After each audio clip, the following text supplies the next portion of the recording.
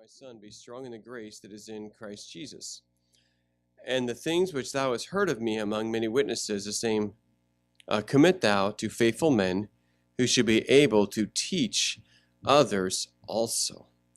Okay, let's go ahead and pray. We'll get into this lesson. Lord, thank you for the word. Thank you for the power of the word. Thank you for the Spirit of God. Lord, I'm not worthy to teach your word today, but I thank you that, Lord, we have the Bible, and it's so exciting and so rich and so full of the truth that sets us free, that we can come into this excited that we get to hear it. And I pray your word to be forefront and speak to us, and we would get your thinking. I think there's a realm of this, Lord, where most of us have been programmed by the world, and we need to get our thinking right. And I pray you'd help us. In Jesus' name, amen. All right, so we see here, Paul says to Timothy, I've left you to go work in the church now, but the things which you've heard of me and the things you've seen in me, commit to faithful men, and they shall be able to teach others also. And so you see that Paul's taught Timothy something. Paul has mentored Timothy. Paul picked up Timothy along the way on a missions trip when he had lost Mark and he'd lost Barnabas.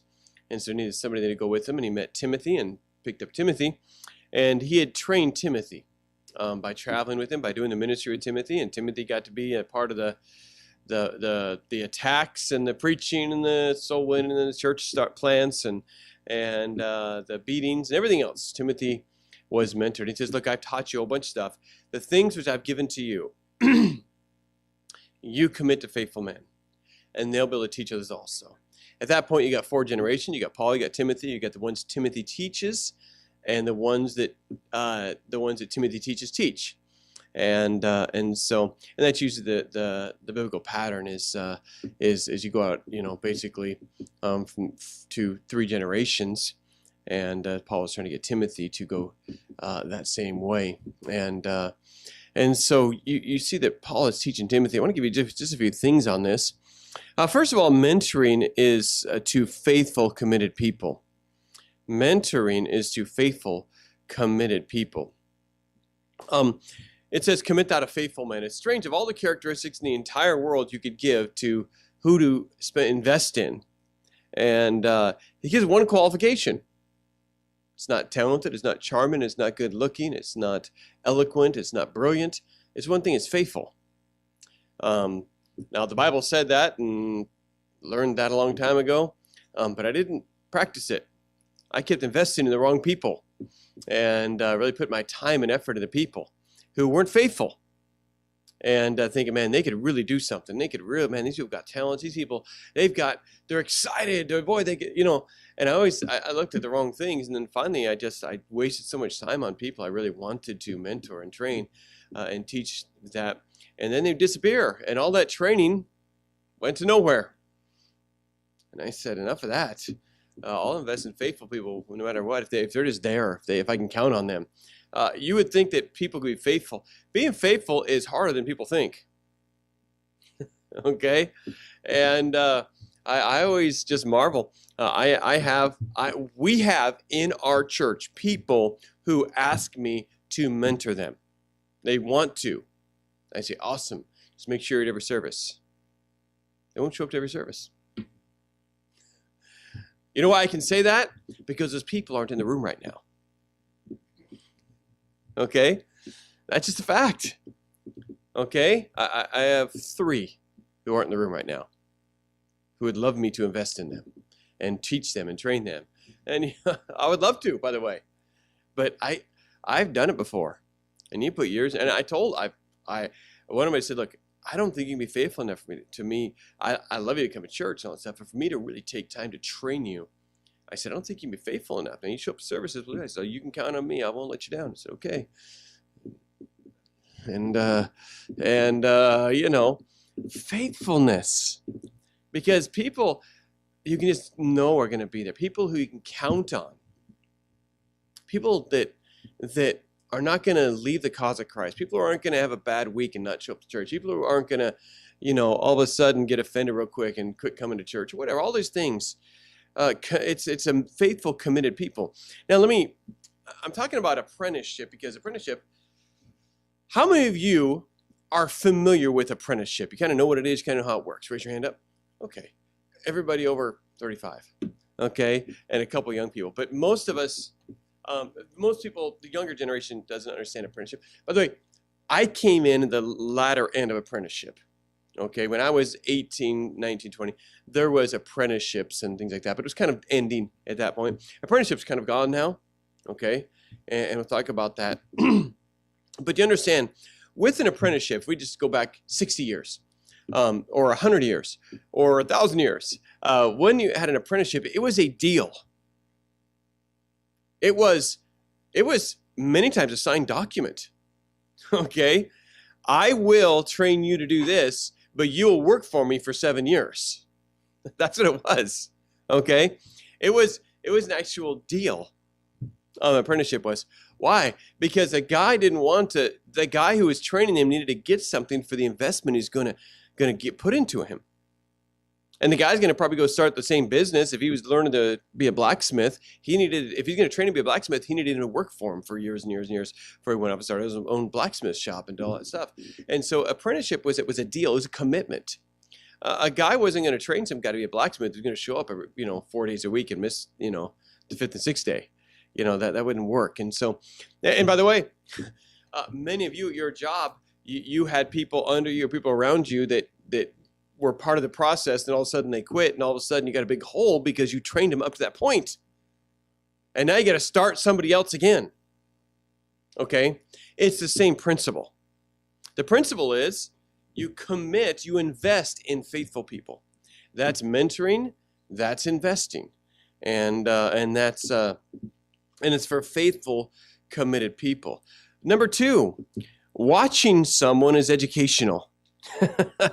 Watching someone is educational. 2 Timothy chapter 3 and verse 10. But thou hast fully known my doctrine, manner of life, purpose, faith, long-suffering, charity, patience, persecution, afflictions, which came into me at Antioch and Iconium and Lystra, what persecutions I endured, but out of them all the Lord deliver me. All that live godly in Christ Jesus shall suffer persecution. But evil men and seducers shall wax worse and worse, deceiving and being deceived. But continue thou in the things which thou hast learned and hast been assured of, knowing of whom thou hast learned them. Okay, he says, you know who I am. You've watched me. Okay, and so you understand that is watching and being with people is a lot of the deal. It says, you know of whom. He says, Timothy, you know who I am. You know who you've learned this from. This stuff can be counted on. This stuff's real. You've seen what I've lived. Okay? Listen, folks, a lot more is caught than taught. Okay? A lot more is caught than taught. There's 1,000 different ways in life to illustrate this. There's a million different ways that it works in life. It's that the parent stands there and says, hey, don't smoke like I do, man. Kids, you're going to regret it. And then he's shocked when his kid starts smoking. I told you not to start smoking, you dummy. Okay. It doesn't work that way. More is caught than is taught. Okay? And so you understand that watching someone and learning from someone and being with someone is much more educational than a classroom setting. I want to understand this. Not everything is a method. Character is part of the education. Okay? Not everything is a method. So if we're learning how to upholster chairs, okay? I can tell you, okay, what you do is you take this chair and you take the material and stretch it this way and you sew it this way, and then I taught you the method. And now you know how to upholster a chair. That does not mean you have the character required to upholster that chair. How many of you had a job that you could teach someone to do? It doesn't mean that they had the character to do the details that are necessary or the patience, okay? Understand there's a character that needs taught. Look, it's fascinating. I've got a great article. I'm not just picking on young people here, because actually the studies are coming out on the generation after the millennials. Millennials are now 20 to 35 or so. There's a generation after the millennials that's actually a higher character than millennials. The millennials are like baby boomers. They're a messed up generation. The baby boomers are messed up. My generation, the children of baby boomers, is not as messed up as the baby boomers in any statistic. The millennials are a wreck, okay? The millennials cannot pick what they want to do in life. They can't pick a major. They'll go to college for 10 years and still not be graduated because they've switched majors 6 times.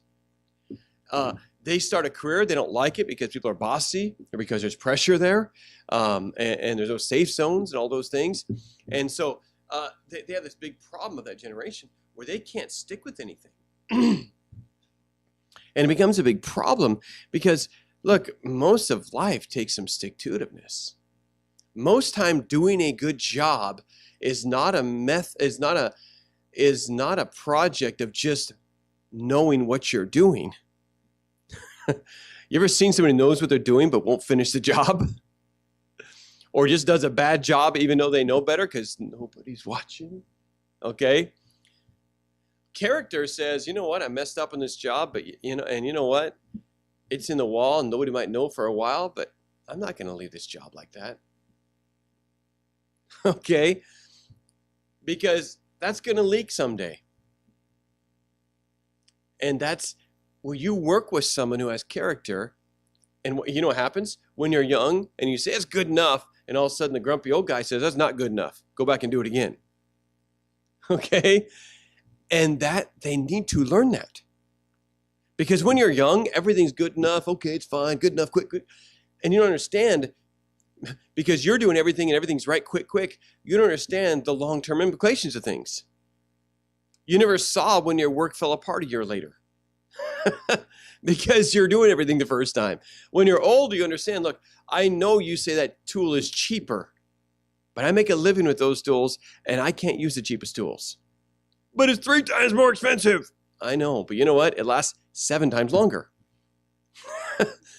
And so, in other words, there's a character that teaching, mentoring brings along that education doesn't. That says, you know what? We got to finish this job today. You know, we tore the roof off, and I know it's getting dark, but you know what? We've got to cover this roof. It might rain, but there's no rain in the forecast. We're not going to take that chance. If it rains, we've ruined their ceiling too, and maybe their carpet. And you know what? We're going to stay 3 extra hours to cover this roof. That character is important for them to learn that. You take care of your responsibilities. Yes, you can teach them how to roof. Roll out the roll roof, put the edge on the thing, or put the edge on the thing, put the roll roof on, and tack down the corner piece and start tacking down the shingles. Simple. But there's character that comes with it that makes you do the valley right, that makes you do the edging right, that makes you do all that stuff. And so the mentoring is not just teaching someone information, because more is caught than taught. It's the character to teach someone to do things. I could take a young man, I can teach him the methods of the ministry. Here's how to prepare a sermon. I can teach him, though I don't do it. Here's how you organize an outline. And I prepare my sermons. There's an outline to like I was taught in Bible college. And so I could teach him that. I could say, here's how you stand behind a pulpit. Here's how you use hand motions. And I can teach him, here's how you run the nursery, and here's how you oversee a Sunday school, and here is how you greet a visitor, and here's how you write a visitor's letter, and I can teach him all that stuff. Doesn't mean he's going to be a good pastor. I got to take him with me to show him how to love people. I got to show him how to, when you're heartbroken, how to get up and preach anyway. He's just got to do that with me. How to go and deal with discouragement, and how to deal when your finances are bad, the church finances are bad, or what do you do when people need you and you're down, or a million different things that he just got to watch and learn. How do you teach someone to work with people? You can't outline every single conversation. And you know what? You can't organize how to react to every single problem. And because there's too many problems, too many things. And how to counsel somebody. Look, I took pastoral counseling classes. That's not how I learned to counsel people. They can only tell you how to, they can tell you should care about them. Okay. Excuse me. Point number one says, I should care about you. I care. You can't do that because a lot of stuff is caught. Okay? I can teach you how to back up a trailer. Okay? Try it. Okay? I can teach you. You turn the wheel this way and the vehicle behind you goes this way. Okay? I've taught people, I used to, for a living, back up trailers. I can teach you on paper how to back up a trailer. You got to go do it. You just can't, it just don't go the way you think it's going to go.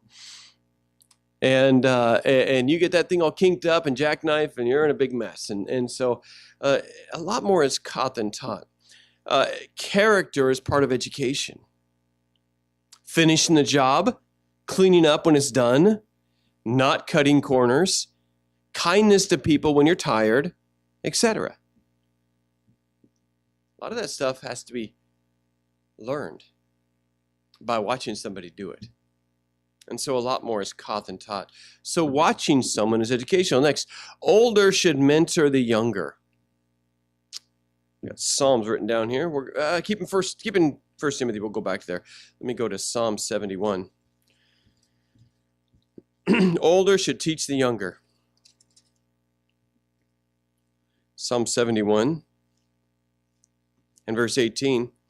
It says, Now also when I am old and gray-headed, O God, forsake me not, until I have showed thy strength unto this generation, and thy power to everyone that is to come. It says, the older guy needs to teach the younger people, and needs to do that. And so older teaches younger. Let's go to, let's go to 1 Timothy 5. We're in Timothy. We'll go there. I got a lot of verses on this. See, age matters in the Bible a lot. Okay? 1 Timothy 5. And verse 1, it says, Rebuke not an elder, but entreat him as a father, and the younger men as brethren, elder women as mothers, younger as sisters, with all purity. Now, Timothy is a young man. He's saying, here's how you treat older people. You're the pastor, but here's how you treat them. Okay? And so understand it. Age matters in the Bible. Titus chapter 2. Titus chapter 2 and verse 3. The aged women likewise, that they be in behaviors becometh holiness. By the way, I'm not saying that every old person you should learn from. There's the old crusty guy who cusses all the time. No, you don't learn from that guy. Okay? But it's in the way of righteousness. That's why the Bible says a hoary head is a crown of glory if it be found in the way of righteousness, if they're a godly person. But it says that the aged men be sober, temperate, sound in faith, charity, patience. The aged women likewise, they be as behavior has becometh holiness, not false accusers, not given to much wine, teachers of good things, that they may teach the young women to be sober, to love their husbands, to love their children, to be discreet, chaste, keepers at home, good, obedient to their own husbands, that the word of God be not blasphemed. Young men likewise exhort to be sober-minded, in all things showing themselves a pattern of good works. You understand? He says, Timothy, teach the young men this. Okay, that's in church. In church, the older women teach the young women. And so that's the pattern, is the older teaches the younger. That's really logical, okay? But listen, our society is upside down. Everything in our society, just listen to anything. They'll say, they're trying to get the millennials, they're trying to get the millennials, they're trying to get the millennials, they're trying to capture the millennials. They're trying, churches are, politicians are, the stores are all trying to get the millennials. And young people, look, older people used to lead society. Now, young people lead society. Now you got old people trying to dress like an 18-year-old when they're 50 because they're insecure. And they're looking, what do the young people do? What kind of music? And you got these old people who are listening to music that young people listen to because they have no sense. And the young people decide everything in a society. Look, can I tell you? I would never go back to myself when I was 18 and seek my counsel. Would you? Now, I want to say, when I was 18, I was godly. I was counseling people. I was doing a lot of great things. I've learned a few things in the last 10 years. Okay? And so I've learned a lot or so, 10 or so. And I've learned a lot of things. And you know what? Why would I go back to 18 and 20-year-olds and say, hey, man, how should I dress? What kind of clothes? What kind of music should I listen to? I want you to accept me. What should be entertaining as I watch? I wouldn't ask myself advice when I was 18. Why am I walking up to some dumb kid or some entertainer and trying to seek them to tell me what life is about and what I should live like and how I should do everything? Older people. Maybe grandpa's better to get advice from for raising your children than maybe the 25-year-old who's got a PhD in child psychology, who has no kids. Okay? But she's got the education. You learn things. Older should teach younger. Got a lot of verses on this. Proverbs 4:3, you can write that one down. I'm not going to turn there. Let's go to 1 Peter 5 since we're toward the end of the Bible. 1 Peter 5. Older should teach younger. At every point in your life, you will think you are smarter than the people giving you advice if you're typical. When you're 5, your parents don't know what they're talking about when they say you need a nap. When you're 9, the teacher doesn't know that you need recess right now. When you're 12, your parents don't understand boys and girls. Every age of your life. And then when you're 12, you look back at when you're 9 and say, I didn't know anything. When you're 15, you look back at when you're 12 and say, I didn't know anything. When you're 18, you look back at you're 15 and say, I didn't know anything. We can look back and say, we don't know much. I've learned a lot in those years. I didn't know everything. We're just not very good at looking forward and saying, look, they are a lot older than me. Maybe if I, at 15, am much smarter than a 12-year-old, maybe them at 40 are much smarter than me, a 15-year-old. If you're smart enough to do that. But at every age, we think we know everything. Okay? But biblically, the older should teach the younger. The older should teach the younger. And that's, they're more experienced. 1 Peter chapter 5. And verse 5 through 7. Likewise, ye younger, submit yourselves unto the elder. Yea, all of you be subject one to another, and be clothed with humility. For God resisteth the proud, and giveth grace unto the humble. Humble yourselves, therefore, in the mighty hand of God, that he may exalt you in due time. So it's the same pattern. And so you learn from the older. A whiz kid who may be brilliant may not have the experience and character to be the one to teach somebody. Maybe they understand all the principles, but have never done it. Look, a guy who can explain to you what acetylene gas is and the chemical makeup of it does not mean that he can weld better than a guy who's been welding for 30 years. Okay? Although the guy who's been welding for 30 years might not know what the difference between acetylene and anything else chemical makeup. But he knows how to cut a piece of metal, how to weld a piece of metal, and how to use wire feed, and how to arc weld, and how to do all that stuff, because he's done it. And so, look, just because someone has a great presentation or looks sharp or wears a power tie or is charming or this, it doesn't mean you need to learn from them. Why do young people who are 15 look up to some girl half dressed who's 18 or 20 who's singing and say, I want to be like her? Her's going to be on serious antidepressants and attempted suicide in 5 years. You don't need to find some girl who doesn't know what life's about yet to base your and live like that. Older should mentor the younger. Age matters in the Bible. Next, we said this already, but more is caught than taught. Let's go to Mark 3. Kind of hit on this, but I want to hit this truth specifically. Mentoring and apprenticeship, Mark 3. Now I'm going to bring this on to real important philosophy, biblical philosophy and life philosophy that will matter tremendously right now in families. More is caught than taught. Mark 3. Mark 3, verse 13. And he goeth up into a mountain and calleth unto him whom he would, and they came unto him. He's calling the disciples. And he ordained 12, number 1, that they should be with him, and that he might send them forth to preach and have power to heal sicknesses and to cast out devils. What's the first thing he called them to do? To be with him. Now, he's going to teach them how to preach and to cast out devils and how to heal the sick. He's going to teach them all that stuff, but he says, I'm calling you to be with me. You're going to live with me, walk with me, hang around with me. You're going to be in storms with me. You're going to go through all kinds of things with me and see how I react. Because that was much more educational than here's how you cast out a demon. Because they would come to a demon they couldn't cast out, and luckily Jesus was there, and they'd say, oh, how come we couldn't cast him out? They began to ask questions. They would learn a whole bunch from him. He showed them how to relax in a storm, how to weep at a funeral, how to witness to a woman who had 5 husbands.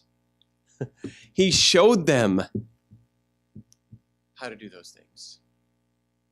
Now, for me, this is real basic knowledge, because I have a strange way of learning, probably, but you can sit there and tell me all day what to do, and I'll look at you with glazed eyes.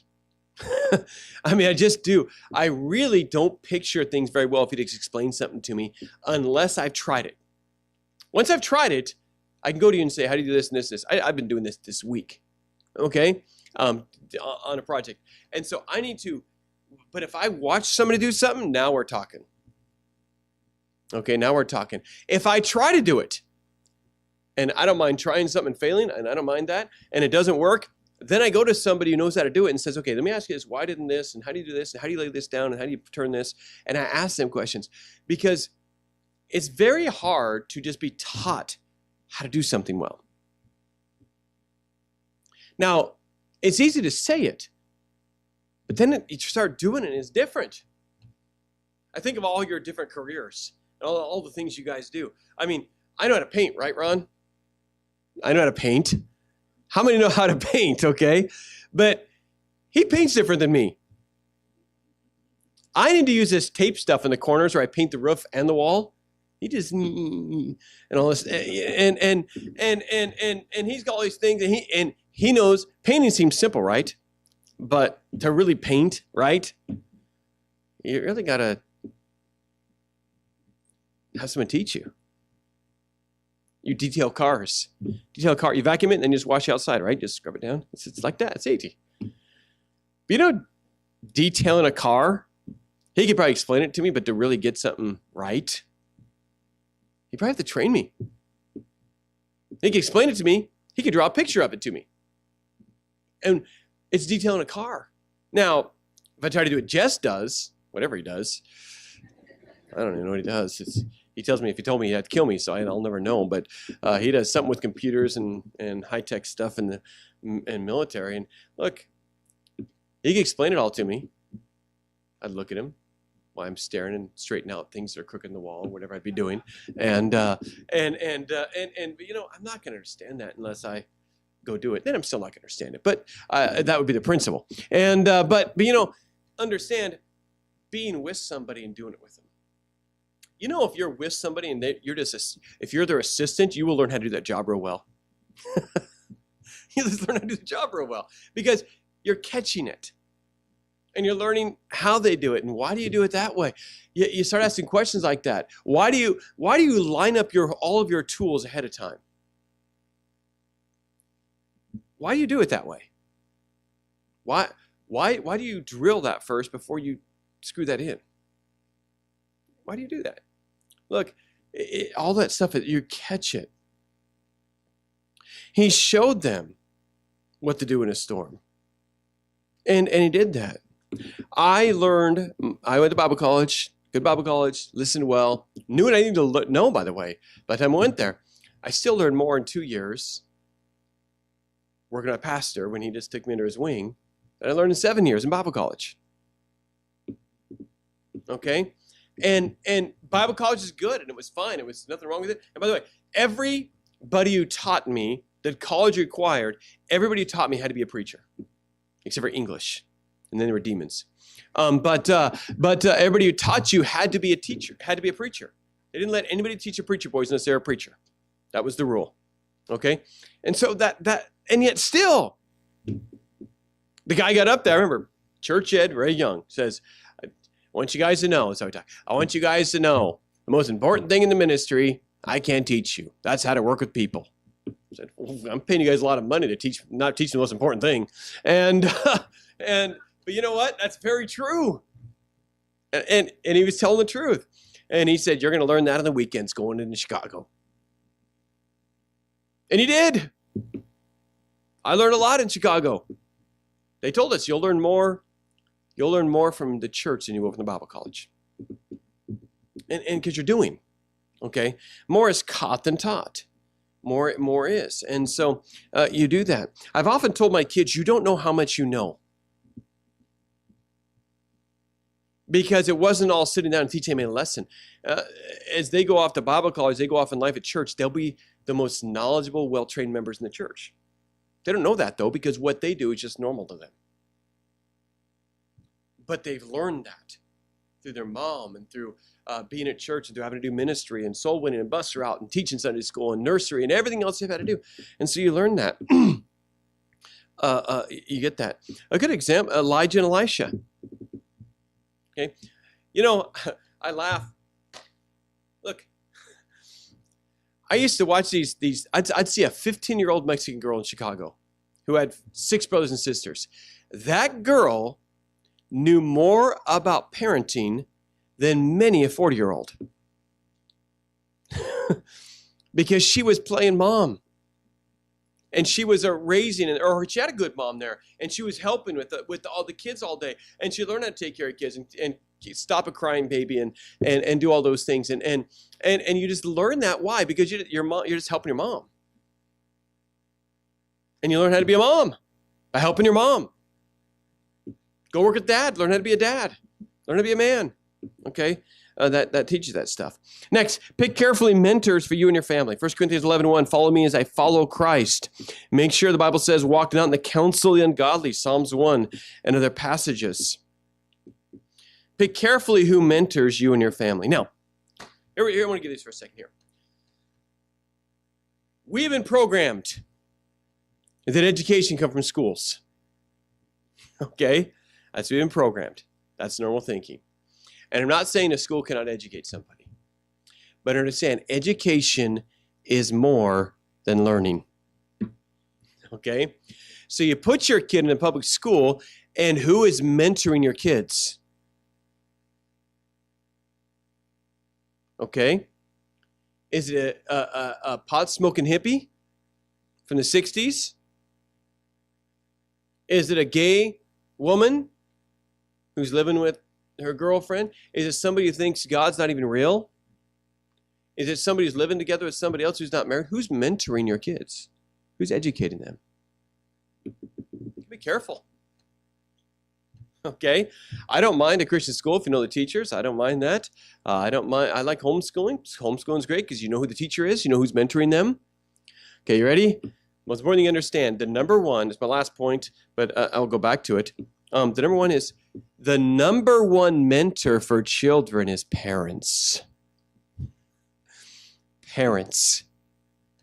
You know, now with the government's, look, we're going towards a one world system. We're going towards a system where there's where there's going to be government's big. And now a welder goes to college to learn how to weld from a teacher, and that can happen. And they maybe do shop stuff, and I get that. That's good. I'm glad they do that. I'm not saying they do a terrible, awful job. But what we're going to do is the government feels that they're their kids. And we hand our kids off and said, train my kids, teach my kids. Who's teaching them to be a dad? How are you teaching them to be a mom? You think you're going to have one talk with them when they're 19 and say, okay, when you have a kid, you got to make sure you get up in the middle of the night and you got... Oh, you've been teaching them their whole life. How to teach them to stay in church. How do you teach them? You go to church when you're tired. That'll teach them more than you say, you need to go to church. Okay? It'll teach. But you know now what they want to do? First kindergarten, then pre-K, and then pre-pre-K. By the way, did you know there's no debate? Studies have been absolutely conclusive on this. Without any variance, without nobody can debate it. It does zero educationally for your child to go to school from 3 to 6. Zero. They call it Head Start. It is zero educational Head Start.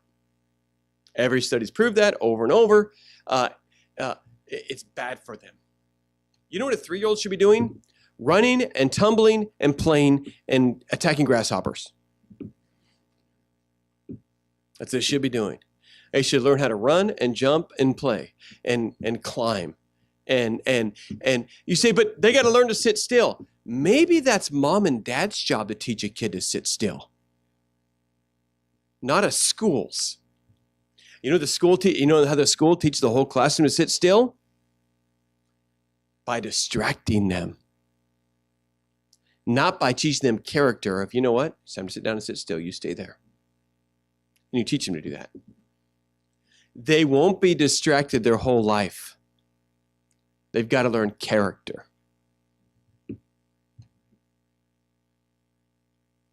And you know what it is? It's parents saying, I don't want to kid around. I want to sit and watch the soap operas during the day. And I don't know what to do. I don't know how to teach my kids. I don't know anything. And you know what? You're responsible. You're training your kids. You raise them. You mentor them. Okay? Second place God gives, very clearly, we read it in 1 Timothy, is a church. Timothy, you mentor the young men. You teach the young men. The older women at the church teach the younger women. Look, I didn't have a dad. No dad for me to teach me anything. No mom. I had a little bit of mom, but she was too busy working and she was not around and she was working crazy hours and all that stuff. So I had nobody to raise me. My pastor saw that. Pastor would just all the time just come by, just come, hey, I'm going to be going up to do a funeral. I'm going to be going preaching the jail. I'm going to be going making some visits today. There's some ladies there. You want to come with me? And he would just drag me along. Hey, I got to go move all the stuff for the church over to here, and we got to build a stage and this and that. Come on over. You want to help me? And honestly, I was at church 40 hours a week. I just was. I was at church all the time. I that's all I wanted to do, by the way. I loved it. I started a side job. I would do the landscaping and hauling with my truck just so I could work enough hours so I'd have gas to get to church and back.